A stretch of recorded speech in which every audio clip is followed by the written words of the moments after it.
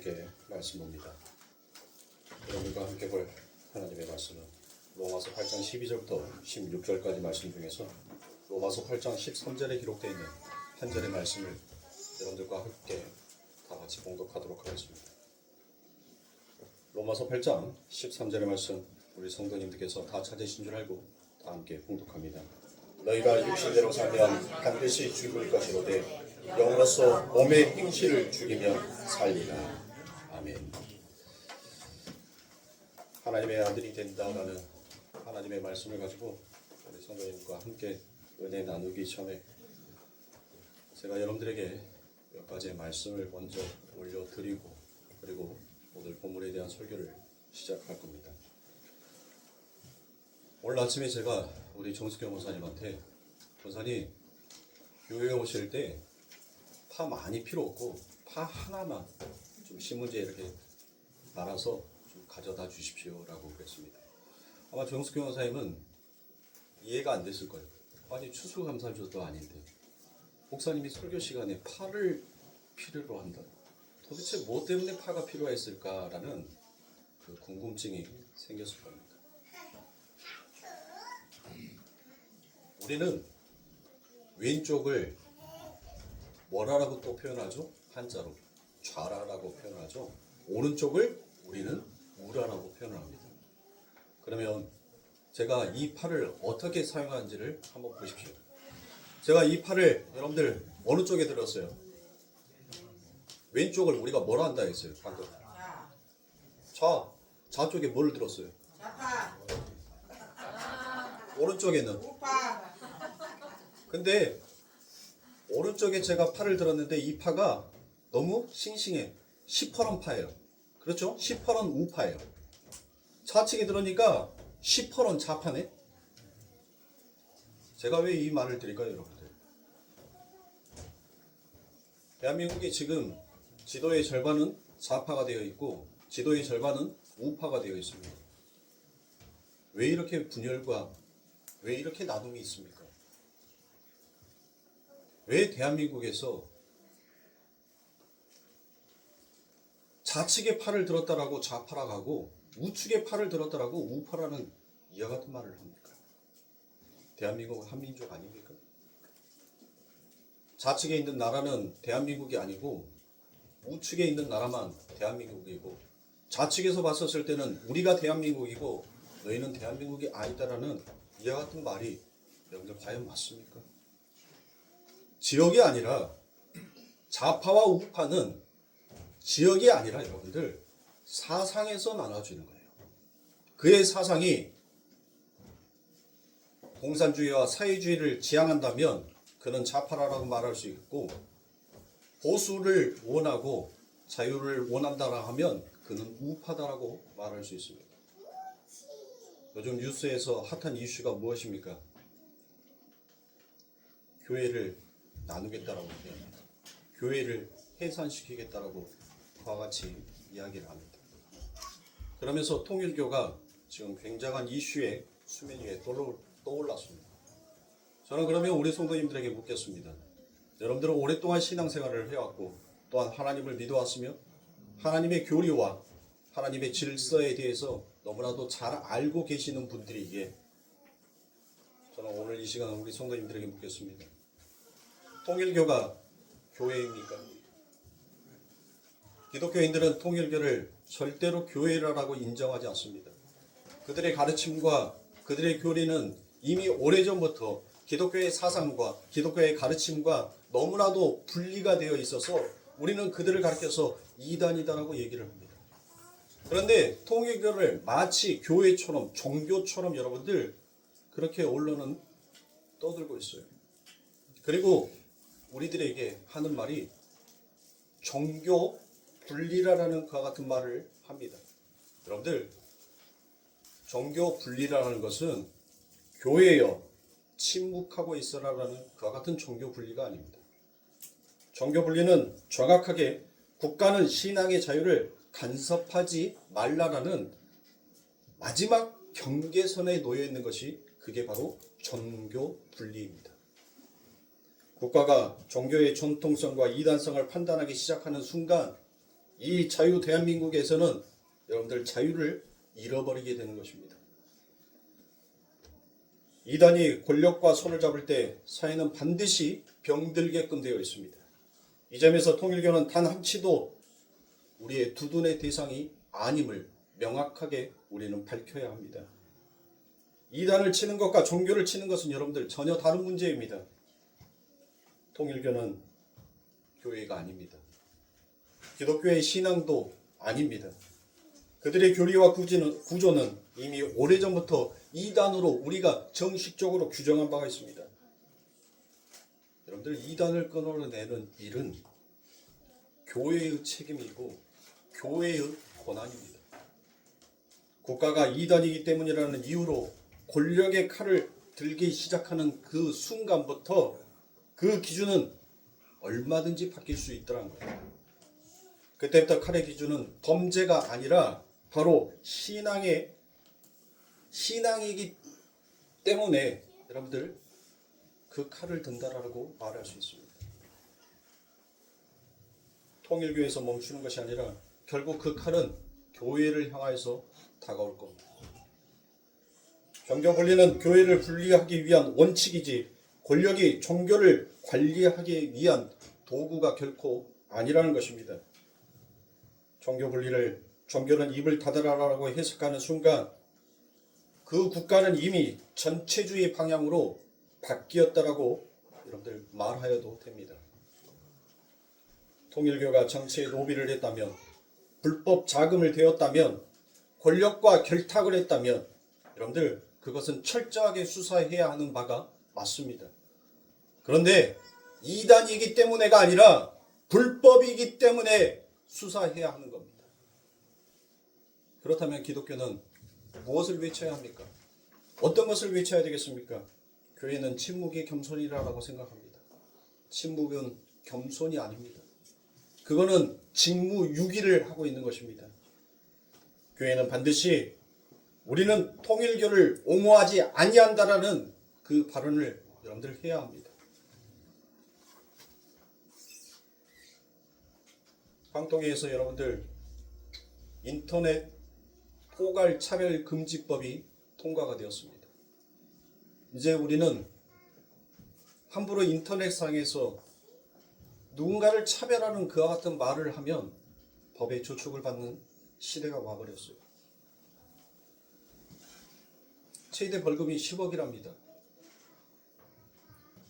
강단에서 목회하는 목사가 예수에게만 구원이 있다라는 그 말을 하면 그것이 차별이 되는 세상이 되어버렸습니다. 그런데 교회는 침묵합니다. 많은 목사들이 입을 닫고 있습니다. 세상적으로 말할까요? 지금 누군가가 자기들의 밥그릇을 뺏는다라고 얘기하는데 그럼 가지고 가세요라고 그 문을 열어놓고 있는 것과 똑같은 것입니다. 사람들은 저한테 얘기합니다. 목사가 목사 일만 하지. 목사가 하나님 일만 하면 되지. 무슨 세상 돌아가는 일에 그렇게 관심이 많아서 그런 얘기를 하냐라고 저한테 말을 합니다. 그러나 성경을 제대로 안 목사로서 여러분들 세상이 잘못 돌아갔을 때 반드시 저는 그 잘못 돌아가는 세상에 하나님의 심판이 있을 것이다라는 그 말을, 그 소리를 외쳐야 하는 자입니다.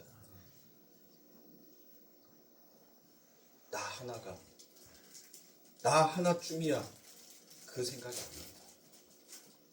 여러분들 우리가 성경 속에서 수없이 많이 타락한 왕들이 있지만 그 대표적인 왕이 누구입니까? 바로 한 왕을 들어하면 우리는 아하스라라는 그 왕을 들 것입니다.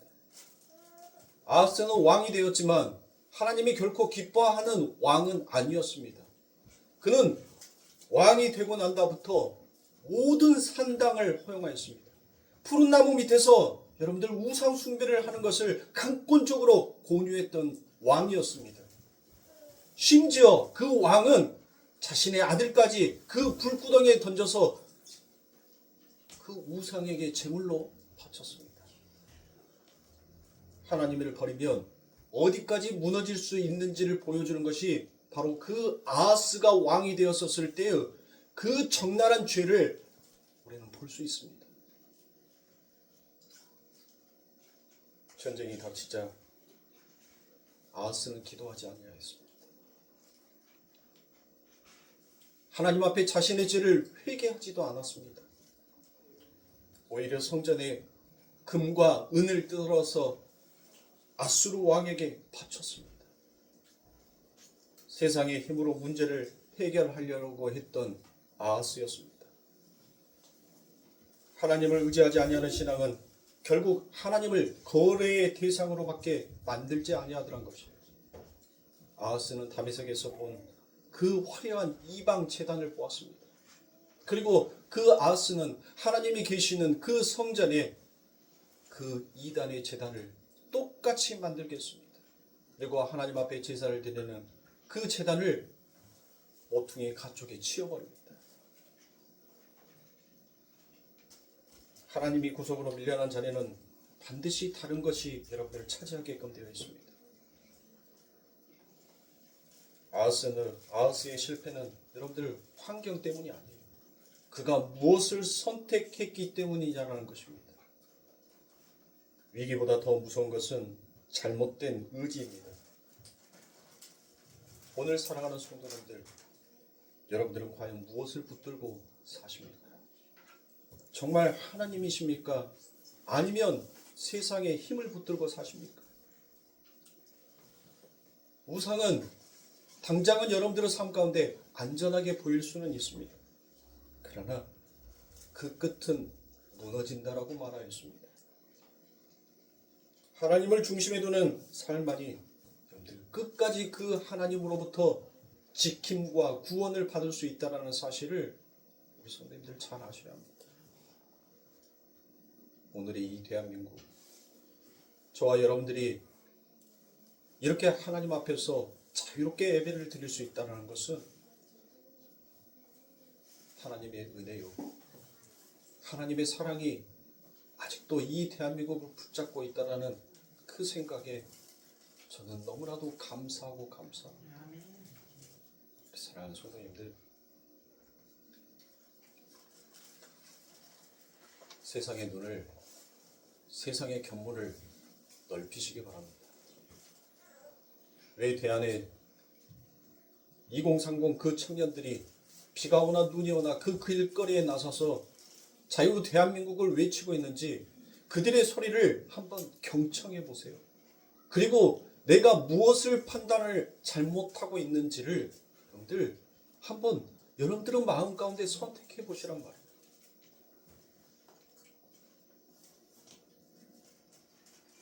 예수에게만 구원이 있다라는 그 말을 못하는 종교가 종교이겠습니까? 예수를 믿어야 우리가 영생을 얻을 수 있고 예수를 믿어야지만이 우리가 구원받을 수 있다라는 이 말을 하지 못하는 목사가 정말 목사겠습니까?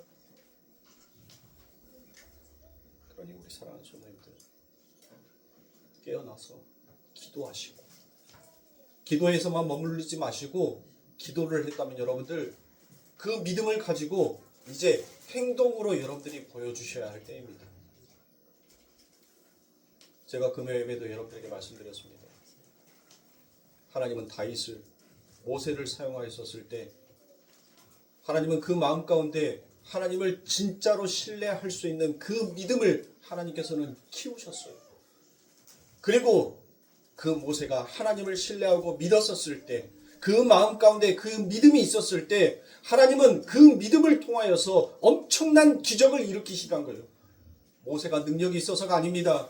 모세는 그 능력이 있으신 하나님을 믿었기 때문에 하나님께서 이스라엘이라는 그 홍해를 가르는 일을 그 모세의 손을 통하여서 이루신 겁니다.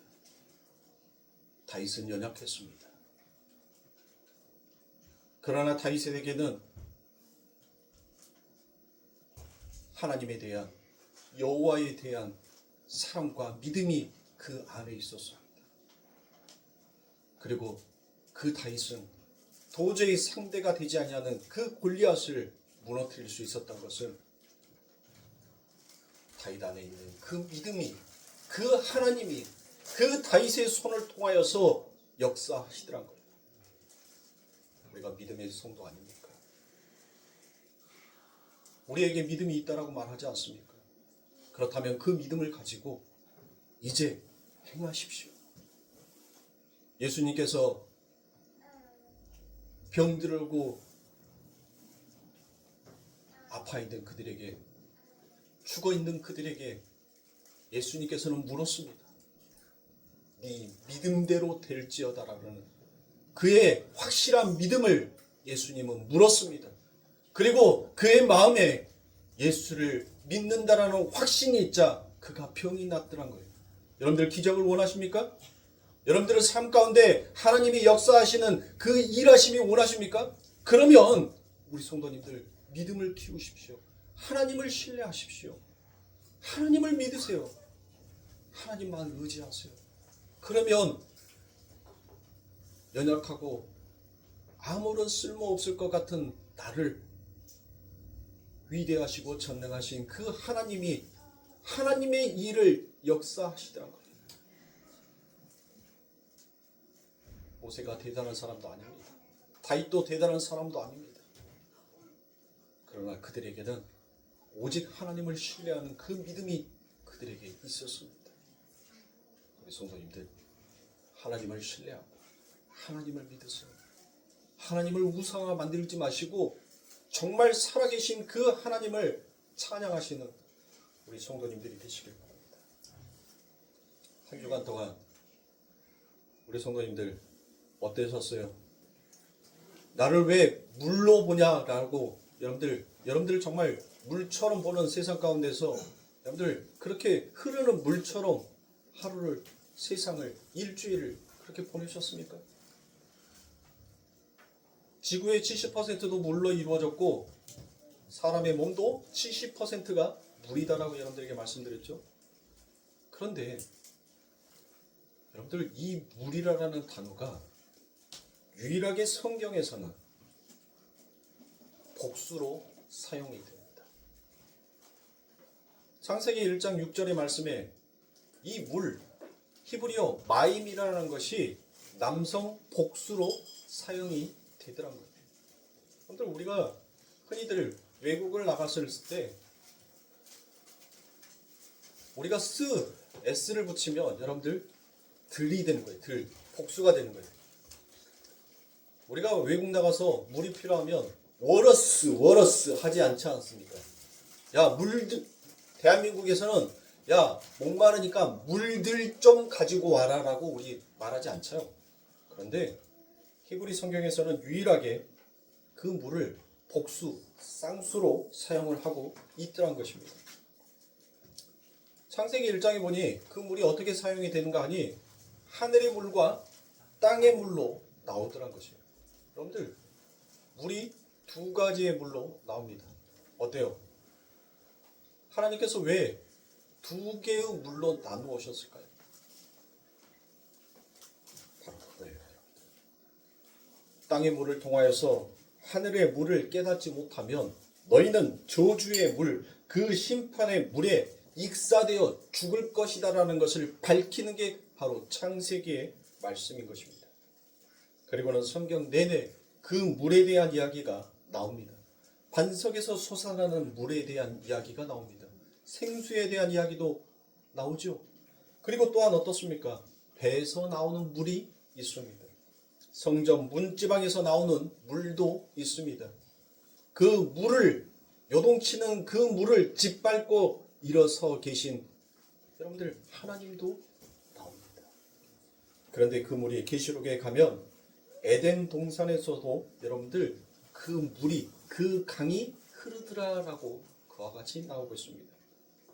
이렇게 아래의 물, 하나님이 우리에게 아래의 물로 주신 것으로 그 위의 물, 그 위의 말씀, 그 진리를 깨닫지 못하면 그 아래의 물에 너희는 빠져 죽는다라는 것이에요.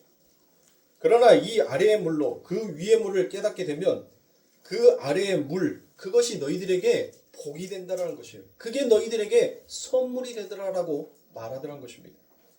그렇게 아래의 물로 위의 물을 깨닫지 못하면 아래의 물에 빠져 죽게 되는 그 현실이 무엇인지를 바로 하나님께서 인간들에게 시청각 교육으로 보여준 게 바로 무엇이에요? 그게 바로 창세기 9장에 나오는 노아의 사건입니다. 그 아래의 물로 위의 물을 깨닫지 못하면 그 물에 그 아래의 물이 저주의 물이 되어서 너희들을 전부 다 익사시켜 죽일 것이다라는 것을 그걸 보여준 것이 바로 노아의 홍수 사건이라는 것이에요. 여러분들 그 아래의 물로 위의 물이 무엇인지를 깨달았어요. 아래의 물, 이 물을 통해서 이 율법을 통하여서 진리를 알아버렸어요. 그렇게 되니 뭐 하더란 거예요? 이스라엘 백성들이 그 홍해를 건널 때 한 명도 그 저주의 물이 그를 덮치지 아니하더란 거예요. 그러나 애국 우상에 쪄들어 있었던 그들은 어땠습니까? 그 아래의 물이 복이다라고 여겼고 그 위의 물이 무엇인지를 이해하지 못하고 알지 못한 자들은 결국 자기들이 복으로 여겼던 그 물이 저주의 물이 되어서 그들을 죽이더란 거예요. 그래서 성경에서는 요나의 이야기도 풍랑이 있는 바다를 건너는 제자들의 이야기 또한 여러분들 다 똑같은 이야기, 하나의 이야기를 하고 있더란 거예요. 여러분들이 가장 좋아하는 말씀이 무엇입니까? 땅에서 매면 하늘에서도 매일 것이요 땅에서 풀리면 하늘에서도 풀리리라라는 요 말씀을 여러분들이 어떤 일들을 계획하고 하실 때 항상 여러분들의 입에서 잘 사용하시는 말씀일 거예요. 이 말씀도 또한 여러분들 바로 그겁니다. 땅, 그 땅의 것으로 하늘의 것이 무엇인지를 모르면 너희는 거기에 매일 수밖에 없다는 거예요. 그러면 이 땅은 여러분들 뭘로 되어 있어요? 이 땅의 법은 바로 율법, 즉 도덕과 윤리로 이루어져 있더란 거예요. 그 율법을 지켜서 내가 이 땅에서 복을 받고자 하고 싶어하는 자들은 여러분들 그 율법 때문에 오히려 메인바의 삶을 되더란 거예요. 그런데 그 율법을 통해서 하나님께서 바로 이 진리를 깨달으라고 우리들에게 주셨구나라는 것을 알면 여러분들 뭐 하는 거예요? 그 율법이 나를 매이는 것이 없으니까 내가 이제 진리 안에서 자유한 자가 되니까 뭐 하는 거예요? 이제 하늘에서도 복을 받는, 하늘에서도 여러분들 자유함을 누릴 수 있는 참다운 하늘의 백성이 되더란 거예요. 그런데 대부분의 사람들이 여러분들 뭐예요? 그놈의 성공주의, 그놈의 기복주의가 교회 안에 자리 잡아서 하늘에서 땅에서 매면 하늘에서도 매이고 땅에서 풀리면 하늘에서도 풀린다라는 이 말씀을 자신들의 열심, 자신들의 수고, 자신들의 헌신을 거기에다가 가져다 집어넣더란 거예요. 여러분들 기독교는 우리가 이루어내는 구원이 아니라니까요. 모든 것을 하나님이 거저 주신 거예요. 거저. 우리는 아무것도 한 바가 없다는 것을 성경은 그렇게 얘기를 하고 있는데 왜 자꾸 거기에다가 인간의 열심을 그 하나님의 수고와 하나님이 우리를 향하여서 베풀어 주신 그 은혜는 온데간데 없고 왜 하나님을 저 뒷전으로 저 구석으로 밀어버리고 우리가 으뜸이 되어서 여러분들 모든 것을 해낼 수 있는 것처럼 그렇게 성경을 푸냔 말이에요. 아닌 겁니다. 그건 잘못된 것입니다. 여러분 아래의 물로 위의 물을 알면 여러분들 그게 하나가 되는 것이에요. 그런데 아래의 물로 위의 것을 모르면 여러분들 그 순간부터 여러분들에게는 단절이 되기 시작합니다. 단절이 되면 여러분들 어떻게 했습니까? 거기에 빠져 죽을 수밖에 없는 것입니다. 그것을 성경은 율법이다라고 얘기하고 그것을 세상이다라고 이야기합니다. 여러분들 이 지구상의 70%가 물이라고 생각하니까 물 많다라고 여러분들 생각하죠? 그렇죠? 그런데 정작 사람이 먹을 수 있는 물은 이 70%의 물 중에서 약 2%밖에 차지하지 않습니다. 그래서 우리 성도님들 한동안 2%라는 음료가 나왔죠? 2%. 2%라는 이온 음료가 여러분들 우리들에게 나오지 않았습니까? 그런데 이 지구 전체 지구상 인간이 먹을 수 있는 물이 2%밖에 안 되더란 거예요. 거기에 한 5%는 여러분들 전부 다 민물입니다. 그리고 대부분의 물들은 바로 빙하로 얼어져 있습니다. 그러니까 인간이 이 세상에서 물 중에서 사용할 수 있는, 자기에게 생명으로 사용할 수 있는 물은 몇 퍼센트? 2%밖에 안 되더라고요. 그러면 이 코스모스 세상은 하나님의 그 말씀, 이 세상에 떨어지는 하나님의 말씀, 어마어마하게 홍수처럼 쏟아지고 있는 그 하나님의 말씀 중에 여러분들 우리가 정말 그 말씀을 먹고 살 수 있는 그 하나님의 말씀은 몇 퍼센트란 거예요? 그래요. 2%밖에 안 된다는 거예요. 나머지 모든 말씀은 여러분들 우리를 다 말씀 같지만 전부 다 뭐 하는 말씀이다? 우리를 죽이는 말씀이라는 거예요. 2%의 말씀만이 우리를 그 죽음으로부터 살려내더란 거예요. 우리의 갈증을 해결할 수 있더란 겁니다. 그러면 그 2%의 말씀은 누구겠냔 말이에요. 예수 그리스도인 거예요. 지금 이 강단에 서 있는 제가 아닙니다. 오늘날 십자가 걸어놓고 하나님의 말씀을 전한다라고 하는 교회들이 여러분들 아니라는 거예요.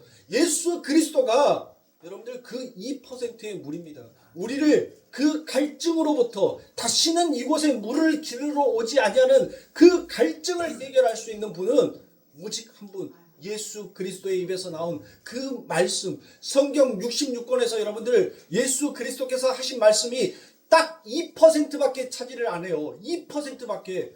성경의 66권 100이라는 숫자를 놓고 봤었을 때 그래요. 제가 방금 말한 것처럼 물은 70%라니까 그 70%에서 68%는 그 2% 물이 진짜 생명의 물이다라는 것을 가르치는 교재본으로 여러분들 등장하는 거예요. 그 2% 그게 바로 여러분들 예수 그리스도인 거예요. 그게 바로 하나님인 거예요. 그래서 성도는 세상에 바쁘고 어려운 그 모든 것들을 다 뒷전으로 하고 나의 영혼의 갈증을 해결하기 위하여서 여러분들이 이 시간에 이 자리에 앉아 있는 거 아닙니까? 너무나도 귀한 시간이잖아요. 세상에 나가면 이 시간 아침부터 저녁까지, 아침부터 오후까지 여러분들 준비하면서 하루 반나절을 다 보냅니다. 하루 반나절을 바깥에서 일했다고 여러분들 생각해 보세요. 그게 돈으로는 얼마겠습니까? 그러나 우리들에게는 그 세상의 물질보다도 세상의 그 만몬보다도 우리 하나님의 위대하심을 알기에 오늘 우리 성도님들은 그 위대한 선택을 하신 겁니다. 아하스처럼 어리석은 선택을 한 것이 아니라 오늘 이 자리에 앉아 계신 우리 성도님들은 정말 테이스트 초이스, 아주 탁월한 선택을 하셨다는 거예요. 자, 이렇게 우리는 먹을 물이 없는 세상 속에서 살고 있습니다. 그러니 여러분들 어때야 됩니까? 그리스도인들이 위기의식을 가져야 될 거 아닙니까?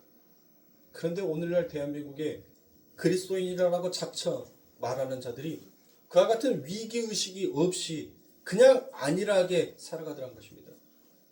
성경에서는 분명히 말씀했어요. 선지자는 분명히 이야기했습니다. 평안하다 평안하다 할 때 너희들은 뭐 하라고 했습니까? 깨어있으라라고 얘기했습니다.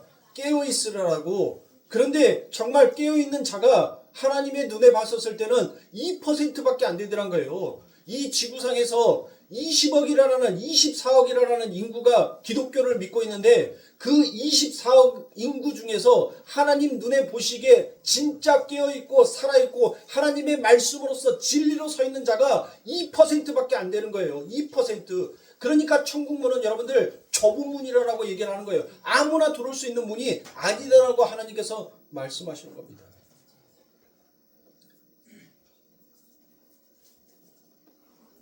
그리스도인이라고 하는 사람들은 그리고 그 생수를 찾아 하나님께 아이테오 할 수 있는 열정들이 있어야 합니다.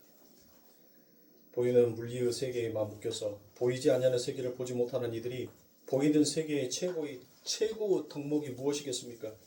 보이는 물리 세계의 인간의 최고의 덕목은 여러분들 도덕과 윤리 아니겠습니까?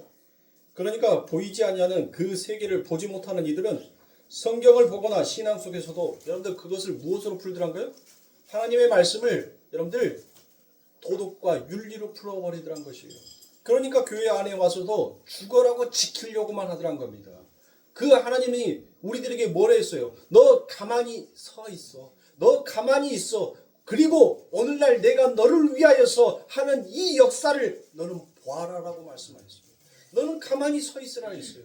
너 움직이지 마. 네가 하려고 하지 마. 내가 해. 라는 것을 하나님은 우리들에게 누누이 말씀하고 있는데, 여러분들, 저와 여러분들 이 일주일을 살아가면서 우리가 가만히 있은 적 있습니까?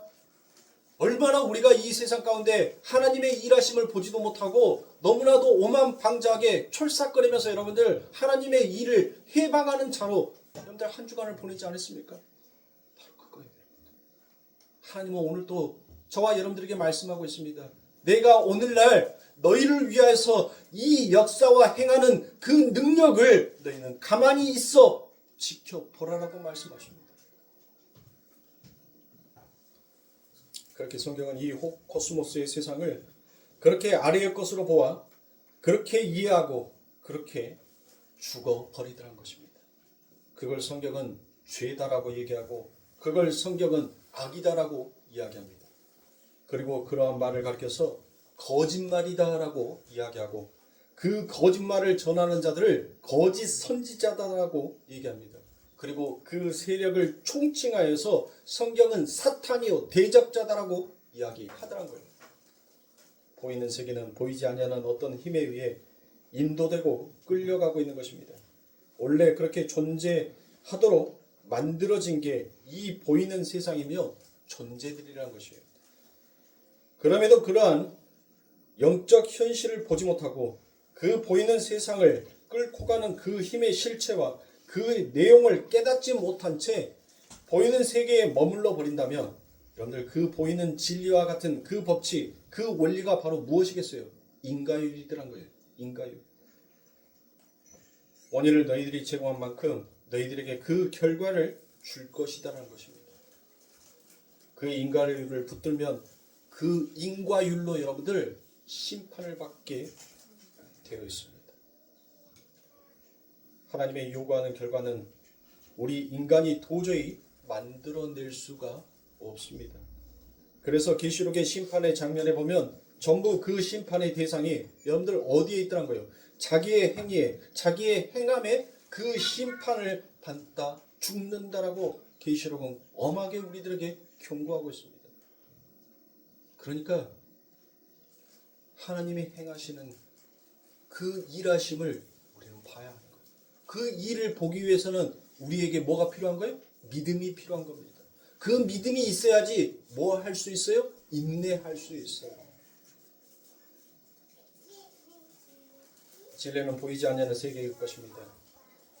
물리의 세계, 양자 물리학의 세계가 있는 것처럼 보이는 세계는 보이지 않는 세계를 내용으로 품고 있는 것이고 그 세계에 의해 경륜되어져 가고 있더란 것이에요.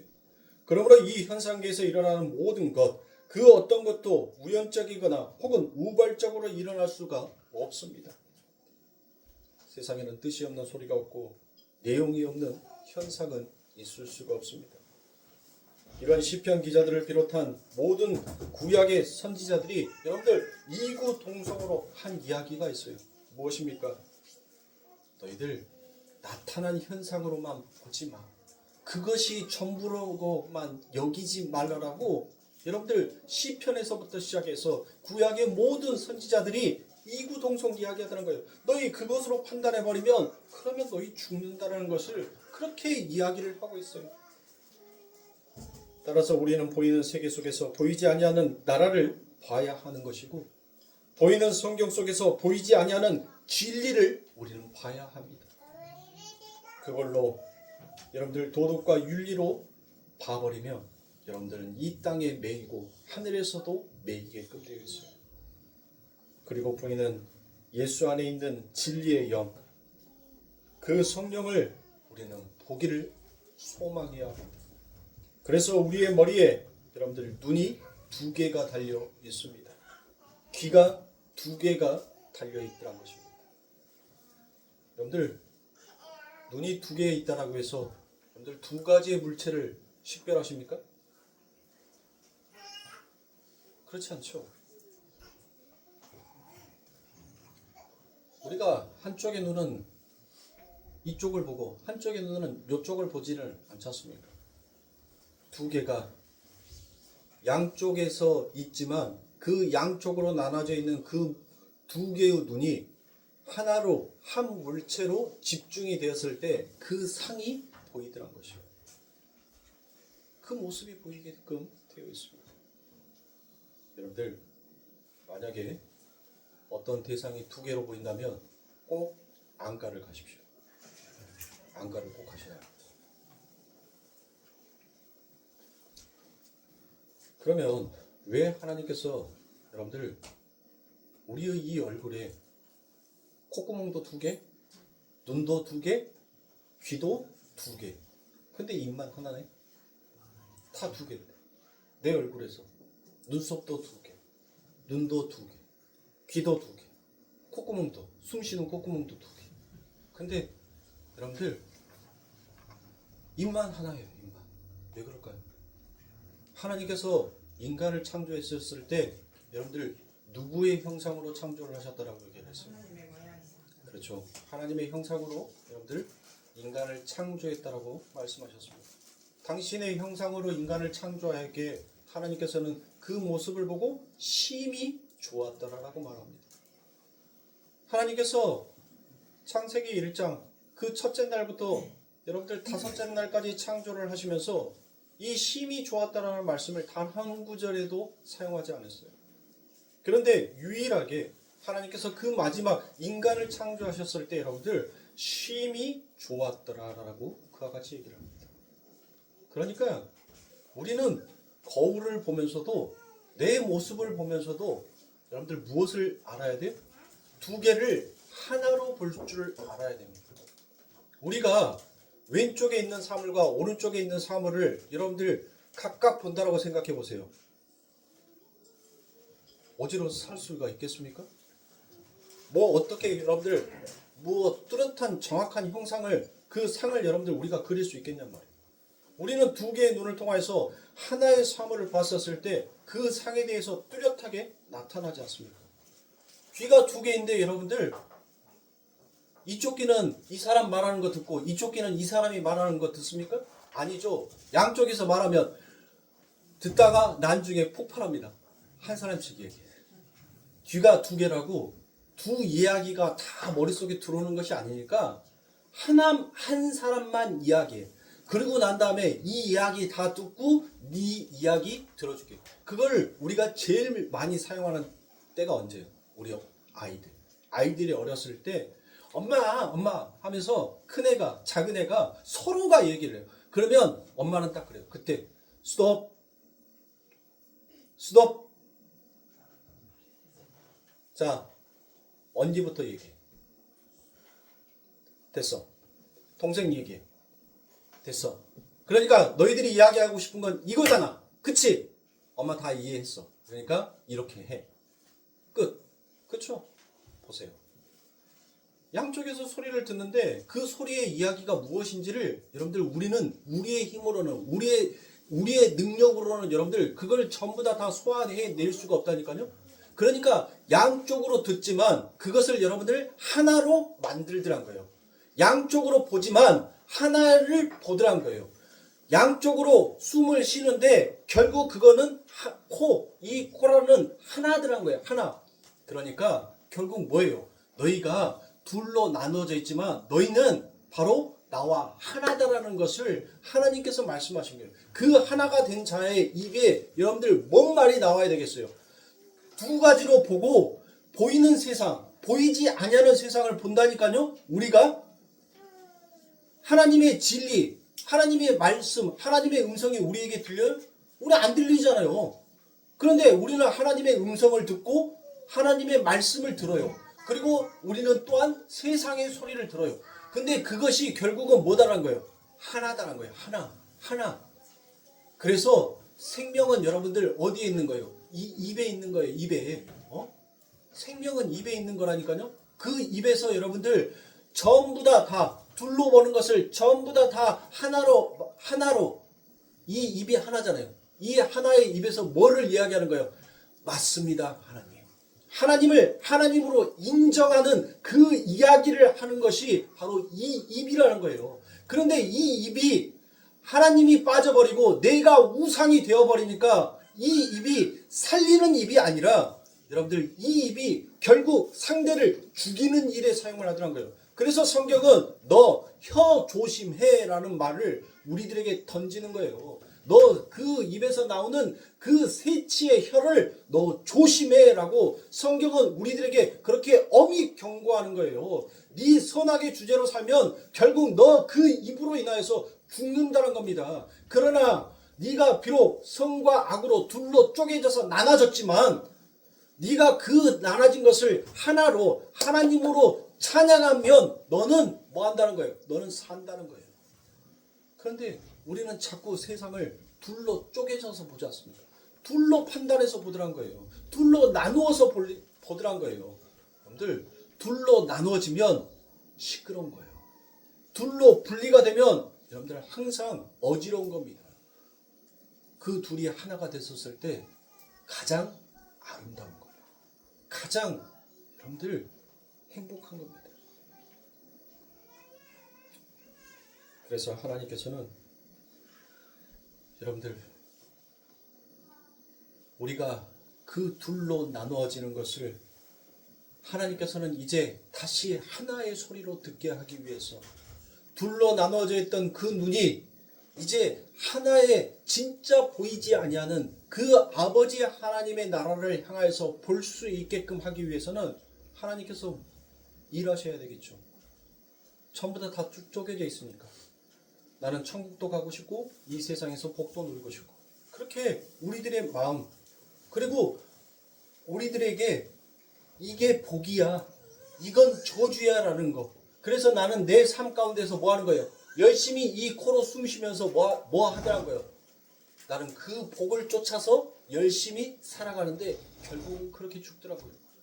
그렇게 죽어가는 당신의 자녀들을 위해서 하나님께서는 이제 일하십니다. 어떻게 일하시냐? 하나님께서는 거기에다가 그의 마음 가운데 선악으로 둘로 나눠져 있던 그를 부수고 다시 세우시더라고요. 히브리어의 19번째 글자가 여러분들 코프입니다. 코프. 히브리어에서 19번째 글자. 그러니까 영어로 따지면 여러분들 A, B, C, D 이렇게 있죠. 그 숫자를 씌었을 때 19번째 히브리어에도 여러분들 그렇게 알파벳처럼 나열이 되어 있어요. 그 나열된 단어의 19번째가 바로 코프입니다. 그 코프가 여러분들 부수고 세우다라는 거예요. 그 부수고 세우는 것이 무엇인지를 에레미야서에 가니까 에레미야 1장 10절에서 여러분들 무엇을 얘기해요? 내가 반드시 너희를 세우기 위해서는 먼저 뭐를 하더라고요? 너희를 뽑고 파괴하고 파멸하고 넘어뜨리고 부수어서 내가 그 위에 세우리라라고 에레미야 1장 10절에서는 그렇게 말씀하고 있어요. 바로 하나님께서는 둘로 쪼개져 있는 것, 둘로 나눠져 있는 것을 하나로 보게 하기 위해서는 뭐 하는 거예요? 반드시 우리를 뽑아야 되는 거예요. 그리고 파괴시키고 파멸하고 무너뜨리고 넘어뜨려서 여러분들 부수어버리고 그곳에 위에 아버지 하나님의 참된 진리의 말씀을 세운 거예요. 그게 바로 우리가 보이고 있는 이 세상 가운데 무엇으로 나타난 겁니까? 뭘로 보여준 거예요? 그게 바로 십자가더란 거예요. 그 십자가로 하나님께서 바로 너희들이 봐야 하는 것, 너희들이 들어야 하는 것, 너희들이 말해야 하는 것, 너희들이 숨 쉬어야 하는 것이 바로 예수 내 아들이다라는 것을 하나님께서 그 십자가를 통해서 이 세상 가운데 보여주시라는 겁니다.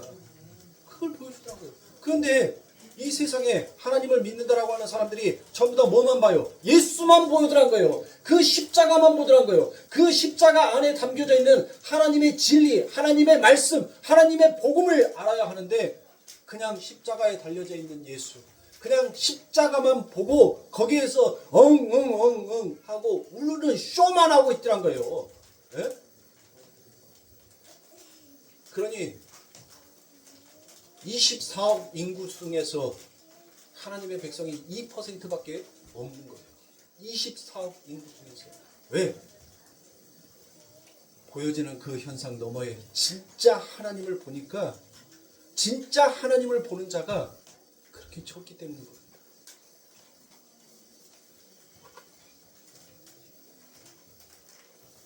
성도의 인생에 반드시 그렇게 물리 세계의 파괴가 여러분들 경험이 되어야 합니다. 그것이 옳다는 게 그 안에서 여러분들 인정이 되어야 하는 것입니다. 이렇게 부서지는 게 맞다라는 것을, 내가 이렇게 내 자존심이 짓밟히는 것이 맞다라는 것을 하나님 앞에 인정해야 합니다. 보세요. 예수를 믿고 나니까 여러분들 어때요? 정말 기고만장할 줄 알았어요. 그런데 안 그러더란 거예요. 하나님은 철저히 하나님 당신의 이름이 영광을 받게 하기 위해서는 우리를 부수더란 겁니다. 나의 자존심을 깡그러뜨리게 여러분들 무너뜨리더란 거예요.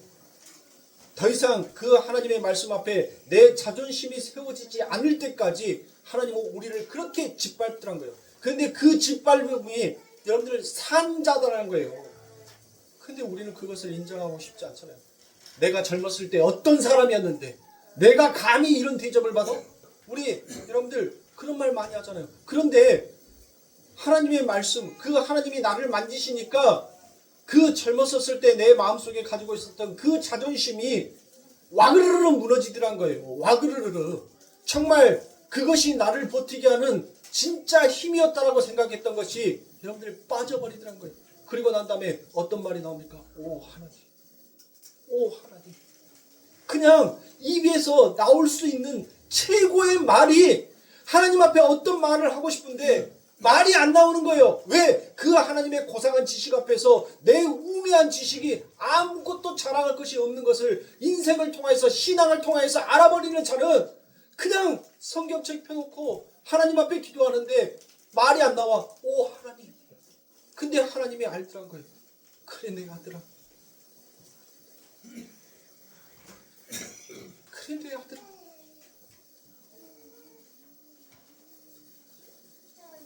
너를 짓밟은 것이, 너를 무너뜨리는 것이, 아들아 이게 너를 살리는 길이기에 나는 너를 밟을 수밖에 없었다. 근데 아들아, 네가 진실되게 나의 이름 앞에서 오 하나님, 그 한마디가 나는 이 세상에서 가장 기쁨의 음성을 들었단다. 하나님이 우리를 그렇게 또 위로해 주시더란 거예요. 무엇을 위해서 신앙생활 하십니까? 아버지 하나님의 거룩한 나라 가고 싶다면서요. 그게 우리들의 소망이라면서요. 그런데 여러분들 오늘날 아버지 하나님을 믿는다라는 이 크리스찬들이 무엇을 위하여서 신앙생활을 하고 있냔 말이에요.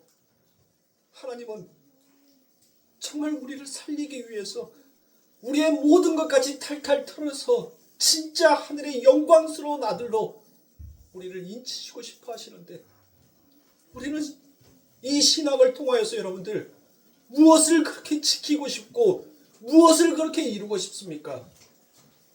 우리들의 마음 가운데 하나님을 지키고 하나님을 위해서 여러분들 살아야 한다면서요. 지금까지 내가 말하는 그 모든 말은 하나님 앞에서 이빨은 거짓말이었습니까? 정말 신앙을 지키세요.